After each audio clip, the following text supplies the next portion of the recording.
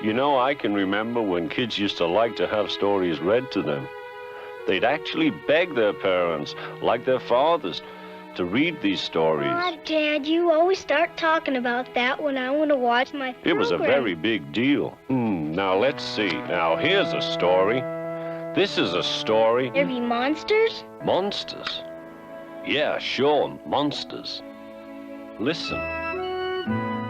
Ladies and gentlemen, welcome back to the channel. Today we're talking about a children's record, a record whose creator said that it would have been impossible to make without the inspiration from acid, and one of my favorite examples of pure songwriting, pure storytelling, and pure melodic bliss ever put to record. Now, I don't know why it is the case, but I have noticed that a substantial amount of the most significant, deeply profound stories of all time are children's stories. Pinocchio is always one of the first to come to my mind of a purely fictional story that has within it some of the most profound and philosophical ideas ever written. Again, I find myself talking about one of the most criminally underappreciated albums of all time, something that is definitely not doing me any favors here on YouTube. Here, Nilsson's record, The Point, is the subject on the board today. And now, if you're familiar with the channel, you know that I love talking about underappreciated albums or artists that I believe to not be getting their fair share of attention here on YouTube. So if you like these stories as much as I do, I would appreciate it if you subscribe to the channel. Of course, leave in the comments any of your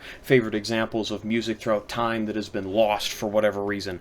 But let's get into it. Now, to make this video a little easier to digest, I'm going to be dividing it into some categories, and the first category that we're going to be talking about is the story. Now, if you're unfamiliar with the record, it is a story that is segmented with songs. So you'll get a song, and after each song, you'll get actual storytelling of Harry just telling you the progression of the story. Now, if by some chance you manage to land on this video without having heard of the album before, I'd absolutely recommend you go listen to the album, you go listen to the story for yourself.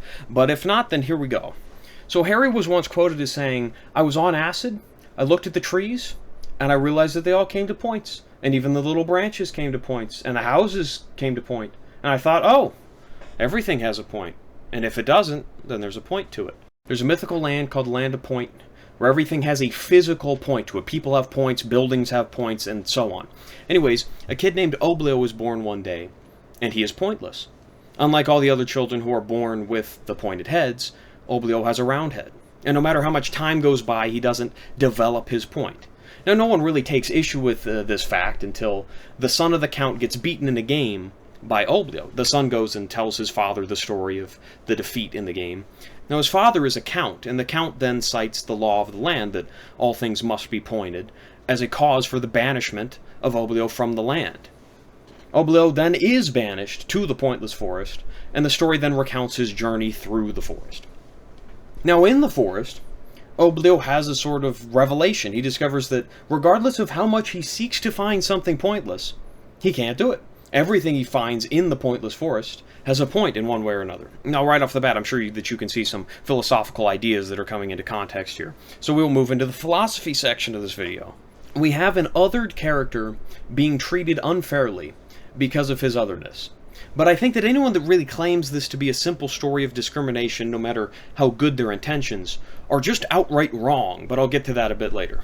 First, let's talk about what I think is the extremely clever use of the term point. Now, you may think that it's a bit silly of me to make such a big deal about this, because it does seem so obvious, but I am telling you, the concept of the point and everything that goes along with it are far more intricate than at least I initially thought it to be. So a kid is born without a point, or without a purpose, and no matter how much time passes, he never develops his point. Okay, yes, that makes sense. A sort of coming-of-age story, a story of personal growth and development.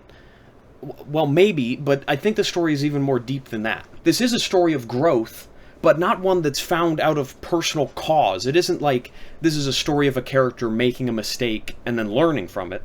Oblio did nothing wrong. He simply was born without a point, and as a punishment for this intrinsic characteristic, he was sent away to the pointless forest. That's how the story portrays it, at least.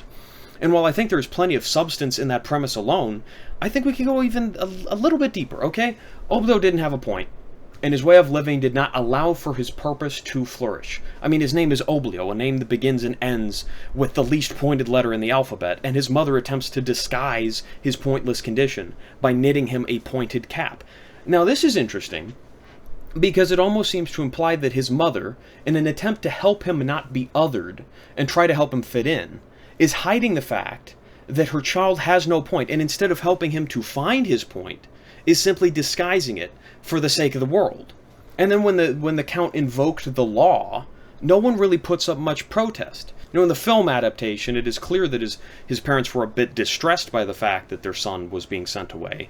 But no one really did anything to prevent this. All they really did were help him prepare for his journey. And I think this is correct. I think that for Oblio to find his point, he needed this adventure in the wilderness, to go to the unknown, to face a risk, even if he didn't do so willingly, so that he can find his purpose. And I think that it's also reasonable to say that any protest from his parents, or anyone else for that matter, would have only hindered his personal growth in finding his point. And now we can get into the idea of the unknown, because I think that's actually pretty profound here too as well. I mean, after all, Oblio is banished to the Pointless Forest, a place that no one in this town had ever gone to before. But very quickly, Oblio sees that the forest isn't pointless at all, as it is stated in the story. Everything in the forest is pointed in one way or another. So let's do a quick deep dive into the journey into the forest, or a section that I will call the Realm of the Unknown. Now, I will be going a bit out of chronological order here, but in the forest, Oblio meets several characters. So let's look at each of these characters in a bit of depth.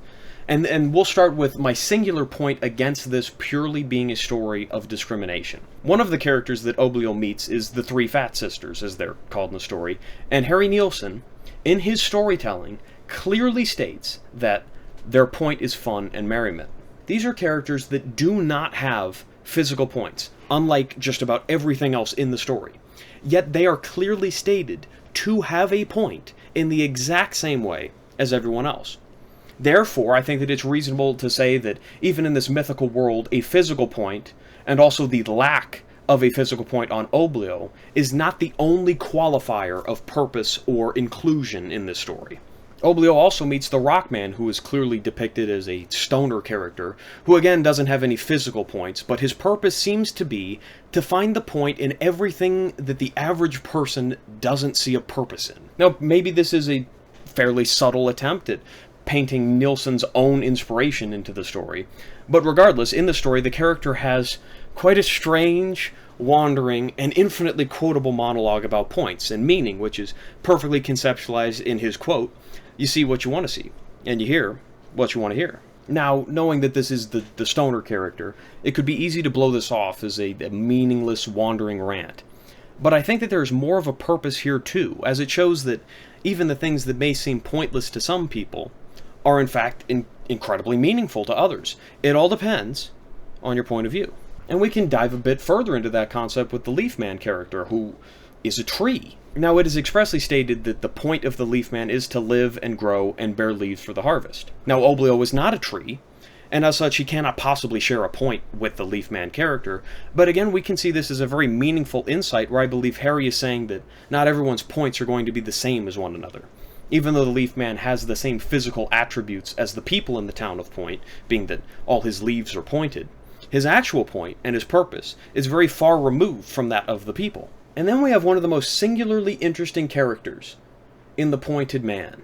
Now, we have a lot going on with this character. So first off, it is the first character Oblio meets in his journey. And he is the Pointed Man, if the name didn't give it away. The character is described as the most pointed creature in the whole story, with hundreds of points, all pointing in different directions. But that isn't the defining characteristic of this man. Now let's just take a step back for a second. This is the Pointless Forest, a place believed to be completely pointless. Now, no one from the town had ever been to the Pointless Forest. They didn't actually know if this were true, and as we find out in the story, Oblio sees that everything is pointed in the same way that it is pointed in the town. All the leaves are pointed, all the trees are pointed, everything has a point to it. And moreover, all of the living creatures of this land have a point to them, and the ones that don't express the physical traits of having a physical point go out of their way to show, explain, or present their purpose, their point, in a way that is meaningful to Oblio. And here we have a character that is the most undoubtedly pointed character in the whole story, attempting to tell Oblio that he is in fact pointless, because after all, a point in every direction is the same as no point at all. The Pointed Man clearly invokes this sort of shady businessman-like character, and it is really the only intentionally hostile force in the whole story, besides, I guess, the Count and the Count's kid. And we see him trying to convince Oblio to not believe his eyes. Sure, the man may have points, in fact, many of them, but how can he have a point when all the points actually make him pointless? And that, I think, is the genius of this story. Harry Nilsson really manages to conceptualize everything with such depth, but also simplicity. So much that, again, and I have to remind myself sometimes, this is a children's story. And this gets me to a question, and I am really asking this. Do you know of any other story that has a concept this profound, presented in such a simplistic way, in a children's story? Because there's so much elegance, there's so much grace, there's so much intention going on in this story that it is remarkable to me. Because there's a lot going on here, and I know that it couldn't have been by accident. I mean, are you going to try to tell me that it is some miraculous stroke of luck and coincidence that the only creature that intends to do physical harm to Oblio were the bees, creatures that are known to be harmless, but often feared because of their points? Or that the giant egg, which is believed to be the one truly pointless thing in the whole forest, was proven to have a point by producing life from a bird that breaks into existence through the use of their pointed beak? I love it. But now we get back to a part of the story that I didn't mention in the story section, and that is Oblio's return. You see, in journeying through the forest, he actually makes his way back out and back to the Land of Point. The people are overjoyed at his return, and after Oblio tells them of his discoveries that, in fact, the forest is not pointless, and that no matter how much he looked, he found that everything has a point, his point is revealed. In the story, a physical point grows from Oblio's head under his cap, and it is shown that, as it turns out, Oblio's point, his purpose, was to uncover the truth about the pointless forest, and after fulfilling this, his point would be revealed to the world. And that is what I have from the philosophy point. I think that it is absolutely insane. I think there's a lot to go on there. But we're talking about an album, and I haven't even talked about a single song yet. Okay, that's crazy. Songs, bam. Okay. I mean, it would be one thing if this were the greatest children's audiobook of all time. And it might be the greatest children's audiobook of all time. But the songs on this album are just as well conceptualized, just as well thought out, just as profound as the story. The first 3 songs on the record fit into the story before the banishment, and as such, they all convey a very simple message. Everything's Got 'Em is a perfect representation of the town. This is the town, and these are the people. That's the way they wanted it, and that's the way it's going to stay. It's simple, it's repetitive, and it's short. It's perfectly exemplary of the ethos of the people in the story. And the same idea can also be found in Polly High, which is the song depicting the game played between Oblio and the Count's kid. It's a simple game, and it's a simple song. And yes, I have managed to go, how long into the video are we even in? That's right, I've gone this long, and I haven't even mentioned the secondary protagonist in the story. You were all waiting for it. That's right, Arrow, the dog sidekick of Oblio throughout the entire story. And we have the song, Me and My Arrow, which is, I believe, to be the most flawless song on the album. Again, it's a simple concept. The stress and carefree world of a kid and their pet. In a way, all of the early songs on this record are very comparable in a feeling to much of the songs on Pet Sounds, as they have a very nostalgic aura to them. But unlike most of Pet Sounds, this record actually uses the facts of childhood and growing up as part of the theme of the record. And let me tell you about it, because you might be lulled into a false sense of security with the ease and the simplicity of the early songs, but after the banishment scene, we got another one of my absolute favorite songs with Think About Your Troubles. This is one of the most sprawling, original, consistently changing and progressing songs on the record, and it fits in so well with the state of mind of Oblio in this part of the story. After all, now we're in the part of the story where he is thrown into the wilderness, and his life is suddenly far less simple than it was before. And in this song we have contemplations of everyday objects and logic and their meaning and life and death. And for me, this starts a continuum of tracks that significantly elevates the record for me. And I think it's a reasonable time to bring up a point that I think, again, really helps this record stand out. We know this is a children's story, a children's record.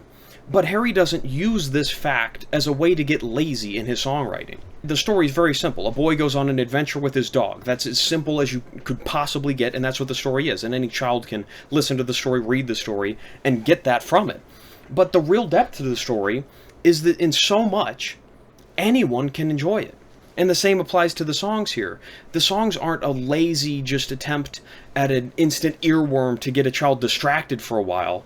These are extremely well written, well conceptualized, well orchestrated pop songs with incredible emotional depth and range to them. As we have seen, we already have the childhood simplicity of having a dog and playing games, but we also see the concept of growing older and think about your troubles. And the same goes with the next track, Lifeline, which is a song of feeling helpless and feeling lost in life. Won't you throw me down a lifeline? I'm so afraid of darkness, and down here, it's just like nighttime. I mean, it's so simple. Simple enough for anyone to understand, even as a child, but so resonant. And we can go even further into POV Waltz. I've heard people say this song sounds like the feeling of falling in love, and I can definitely understand that point of view.